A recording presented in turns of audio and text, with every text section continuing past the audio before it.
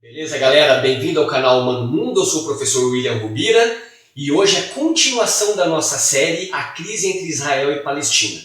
E o assunto de hoje é Islã. Hoje o assunto é bom demais. Vem comigo que aqui no Humano Mundo todo dia é dia de história. Valeu, até já!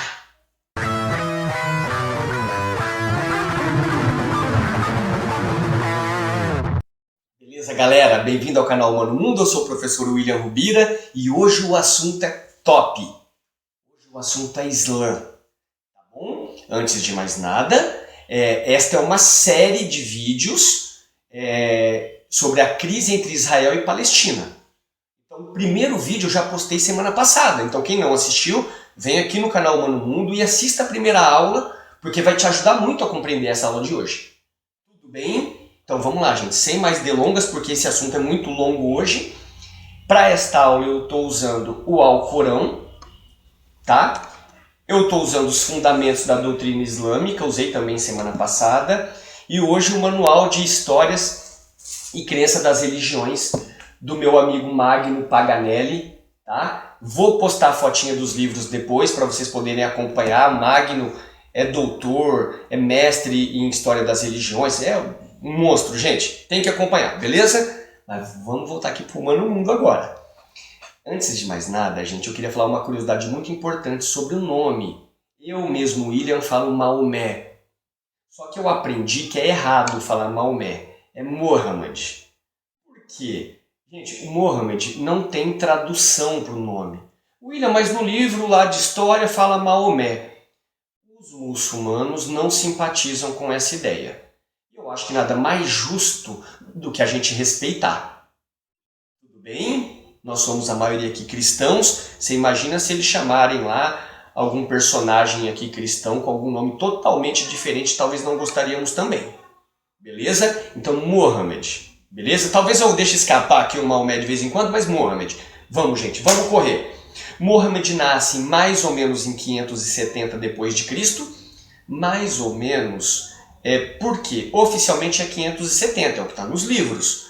Só que na Península Arábica, algumas tribos usavam o calendário solar e outras usavam o calendário lunar. O calendário lunar, gente, é um pouquinho menor.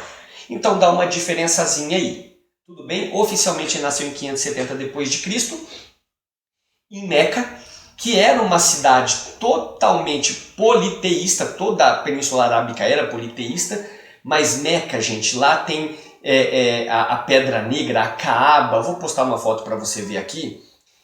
Oficialmente é um meteorito que caiu ali e foi construída a Caaba. Os muçulmanos creem que quem construiu a Caaba foi Abraão e seu filho Ismael. Falei bastante deles na aula passada. Tá? E que também esse meteorito, essa Pedra Negra, também teria sido fundamento da casa de Adão. Isso mesmo, no Jardim do Éden. É isso que eles acreditam. Maomé, então Mohammed nasce em Meca, essa cidade politeísta. Depois que foi construída a Caaba, gente, eles puseram mais de 300 deuses em volta da Caaba. E Maomé nasceu nesse lugar, Mohammed. Toda hora, Mohammed. Nasceu nesse lugar. E assim, Mohammed, gente, ele era visto pelo seu caráter, pela sua honestidade. Tanto é que ele era chamado de Mohammed, o honesto. Porque o tio o encaminhou para o comércio.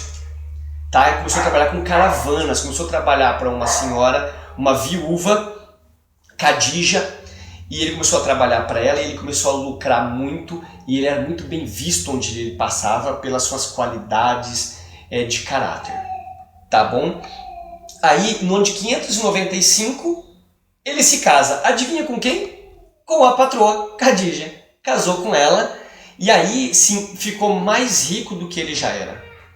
Mohammed, gente, ele tinha algo de espiritual na vida dele.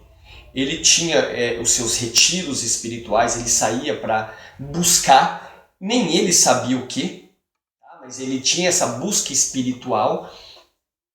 Em uma dessas buscas, no ano de 610, isso ficou marcado como a primeira revelação. Ele estava numa gruta de Hira, eu não sei se é Hira que pronuncia ou Ira, mas é uma gruta, e apareceu para ele o anjo Gabriel e falava: Maomé, recita, Maomé, recita. E o anjo começou a falar um monte de mensagens. Maomé se assustou, saiu voado, foi para casa, falou para a família. Ele achou que ele estava ficando louco. E a família já sabia que ele tinha algo de diferente. Só falavam: Maomé, acalma, acalma. E aí Maomé voltou no dia seguinte, viu o anjo Gabriel de novo, e o anjo Gabriel começa então a trazer essas revelações para o Mohammed. Tá bom? No ano de 613, então 3 anos depois, começa o ministério mesmo, o ministério do Mohammed. Porque ele começou a pregar Allah, um único Deus, para sua família e seus amigos mais próximos. Assim nasceu o seu ministério público, tá bom? Começou então a pregar para a família, para os amigos. 619 morre sua esposa. E o que acontece? Ele está pregando Allah, um único Deus. E o Allah, ele não aceita imagens, que é o que tinha na Kaaba. Não tinha jeito. E aí as pessoas começam a perseguir Mohammed, começam a perseguir, perseguem e querem matá-lo. Por quê? As estatuetas, as imagens, era a fonte de renda. Meca era um lugar de passagem de viajantes. Então todo mundo ali vivia da venda desses ídolos. 619 morre a sua esposa Khadija. E com essa perseguição, ele resolve em 622 fugir de Meca para Yatreb. Tá? Yatreb hoje é Medina, tudo bem? Eu falei, Yatreb é o nome antigo, Medina. E aí, o que acontece? Ele foge para Medina, isso é chamado de Égira. Marquem esse nome, gente, por que esse nome é tão importante? A Égira é o início do calendário islâmico. Tá bom? Isso é muito importante de saber. Então ele vai para Medina e lá ele prega Allah e começa a convencer as pessoas e começa a crescer essa nova religião monoteísta. Tá? Mohammed tinha tido contatos anteriormente com os judeus, primeira religião monoteísta, com cristãos, e aí naquela região então começa a conhecer Allah. E aí em 630 ele é chamado para mediar conflitos em Meca. E ele volta. Quando ele volta, gente, ele já volta com uma nova religião, ele volta com um exército. E aí ele toma Meca para lá. Destrói todos aqueles ídolos, aquelas imagens e prega Deus, Allah. Allah é Deus em árabe, tá bom? O que acontece? Em 632 ele morre. Olha só, gente, que curioso. 10 anos de ministério, 10. Mohammed conseguiu falar de Allah para toda a Península Arábica. Todo mundo já conhecia Allah. Ele morre. E aí tem os califas. Tem que decidir quem vai ser o próximo líder do Islã. Há uma briga, porque alguns califas sugeriam que tinha que ser um irmão de sangue. Tá? Maomé tinha uma filha chamada Fátima e seu genro. E alguns achavam que quem tinha que ser o novo líder do Islã era quem mais conhecia do Islã e do profeta. Ixi, isso foi uma briga. Tanto é que os primeiros califas, gente, os primeiros 3, eles foram assassinados nesta guerra. Tá bom? O que acontece? Com os califas, então resolve anotar e escrever tudo que Maomé recitava de cor, o Alcorão. Tá bom? Então o Alcorão mesmo nasceu com os califas. Tá? O Alcorão, gente, uma curiosidade, ele só pode ser lido em árabe. Não existe o Alcorão em outra língua. Nossa, William, mas você tem você fala árabe? Não, o meu, gente, é em português. Eu ganhei de um amigo muçulmano. Só que o meu está escrito aqui, ó. Tradução do sentido do nobre Alcorão. Então o Alcorão não pode ser traduzido, ele pode ser escrito apenas o sentido dele. Tudo bem? Beleza? Então vem o Alcorão com os califas. Esses califas enfrentam primeiro um grande problema, que é o chamado de a Era da Apostasia. Várias tribos que seguiam Alá, quando Muhammad morre, eles abandonam, porque eles falavam que o acordo que eles tinham era com Muhammad, não era com os califas. Então o trabalho desses califas que vieram depois, sucedendo Muhammad, primeiro foi reconquistar a Península Arábica, depois o Alcorão. Quero falar uma coisa importante também sobre um termo importante que a gente fala. Quando a gente do Ocidente, quando ouve essa palavra, a gente treme na base. Jihad. Jihad, gente, nada mais é do que esforço. Esforço, tá bom? A primeira grande jihad é contra si mesmo, é contra o pecado, é contra o álcool, é contra tudo aquilo que te afasta de Alá. A segunda jihad, que é uma menor, é a guerra contra os infiéis. Tá bom? Essa guerra contra os infiéis, gente, ela tem um pequeno problema, tá? Ela não pode ser uma guerra de extermínio, genocídio, não pode atacar mulheres e crianças. Tá bom? É uma guerra contra uma pessoa e quando você guerreou, acabou a jihad. Esta é a jihad raiz. Tudo bem? Algumas ramificações do Islã, algumas mínimas, minúsculas, ínfimas, traduzem jihad como uma guerra, como um terrorismo, como o extermínio dos infiéis, que somos nós, cristãos, por exemplo. Gente, eu queria frisar, eu vou gastar um minutinho falando isso para vocês, eu queria frisar que é um engano nosso achar que a religião islâmica ela é extremista e ela é terrorista. Gente, é uma religião totalmente pacífica. O que ela quer é falar de Alá para o resto do mundo. Tudo bem? Ela quer converter ao Islã. Tudo bem? Eles não são terroristas. Como aqui no Brasil nós temos várias religiões cristãs, algumas mais extremistas, outras menos, outras nada, mas nós sabemos que nós temos algumas questões extremistas no Brasil. No Islã acontece a mesma coisa e é a minoria. Tudo bem, gente? Beleza? Queria falar também uma coisa importante. Eles são tão pacíficos que Córdoba, no sul da Espanha, já tinha sido islamizada e Córdoba, ela tinha...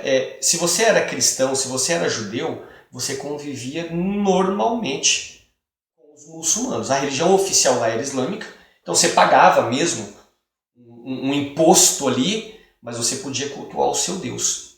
Tá? Eles são pacíficos. Tudo bem, gente? O que eu queria falar para vocês agora? Em 100 anos após a morte do Muhammad, 100 anos, gente, apenas, isso para a história não é nada. O Islã alcançou uma parte da Europa, alcançou o norte da África, toda a Península Arábica e começou a caminhar para o Oriente Distante. Por que eu falo Oriente Distante? Porque, gente, a Indonésia, lembra que eu falei que o Alcorão não pode ser traduzido? A Indonésia é o país com o maior número de muçulmanos sem ser árabes. Tá? Entenda uma coisa, gente. Muçulmano, Islã é uma religião. Árabe é etnia, localização geográfica. Tudo bem? Nem todo árabe é muçulmano, nem todo muçulmano é árabe. Tudo bem? Tranquilo? E aí o que acontece? Então a Indonésia, gente, é fora do comum. É um país totalmente islâmico, sem ser árabe. Tá bom? Quero falar rapidinho aqui sobre algumas ramificações do Islã. Quero falar sobre os xiitas e os sunitas, que são as duas principais ramificações. Os xiitas, gente, é a minoria. São chamados de extremistas? Não são. São chamados de extremistas porque eles usam apenas o Alcorão como base. Tá bom? É a minoria. Apenas alguns países no mundo têm maioria xiita. Tá? Eles são minoria. Os sunitas é a maioria esmagadora do Islã. Os sunitas eles são um pouco mais abertos. Por quê? Eles usam o Alcorão e usam as sunas. O que é suna, professor? Suna é uma coleção de ditos, de frases que Muhammad falava. Então as pessoas que o acompanhavam registravam tudo. Então eles têm como livro sagrado o Alcorão, sim, e usam a Suna, tá? O que dá uma abertura um pouco maior. Por que eu falei que algumas pessoas consideram xiitas extremistas? Gente, por questão de matemática, isso é lógica, tudo bem? Tudo que você vê ligado ao Islã, matematicamente a chance de ser sunita é maior, porque são a maioria. Tudo bem? Então, sunitas é a maioria. Então, quase tudo que a gente vê é sunita. Então, por exemplo, o Bin Laden mesmo, ele era sunita. Tá bom? Então, mas isso não vem ao caso. Tranquilo, gente? Queria falar sobre algumas crenças, tá? Do Islã. Crenças não, são obrigações. Eles têm 5 obrigações básicas. A primeira, você tem que pronunciar que Allah é um único Deus. A segunda, eles fazem 5 orações por dia virados para Meca. Antes era virado para Jerusalém, hoje é virado para Meca. A terceira são as esmolas, eles falam que a miséria tem que ser combatida. A quarta é o jejum sagrado no mês do Ramadã, todo muçulmano tem que fazer o jejum. E a quinta obrigação, todo muçulmano que puder, que tiver condições, tem que ir pelo menos uma vez a Meca, peregrinar. Tá bom? Gente, ufa, falei muito, porque o assunto é longo, eu estou tentando falar rapidinho aqui. Quero frisar uma coisa muito importante para vocês. Você já falou, vou repetir. A religião islâmica é uma religião totalmente pacífica. Os extremismos vêm aí com uma ramificação ou outra, mas é uma minoria. Tudo bem? Numa outra aula talvez eu fale disso, sobre os extremismos. Beleza? Gente, desculpa pela aula ter ficado longa, queria ter feito um pouco mais curta, mas o assunto é tão interessante, ele é longo e não dá para fazer uma aulinha de 5 minutos que vocês não vão aprender nada. Beleza? Semana que vem eu vou postar mais uma aula desta série, A Crise entre Israel e Palestina. Conto com vocês para curtirem o vídeo, para compartilhar com os amigos, tá bom? Dá uma força pro canal Humano Mundo, tá? Inscrevam-se aqui no canal, gente. Vamos se inscrever aí, vai! Dá um toque para a família, para os amigos. Ó, o professor William, pô, se inscreve. Tá bom, gente? Olha, fico por aqui. Gente, um grande abraço, um grande beijo para vocês. Não se esqueçam que todo dia é dia de história, filosofia, geografia, sociologia. Todo dia é dia de um bom bate-papo aqui no canal Humano Mundo. Beleza? Galera, obrigado mais uma vez. Vocês são 10. Até a próxima aula. Tchau, tchau, gente.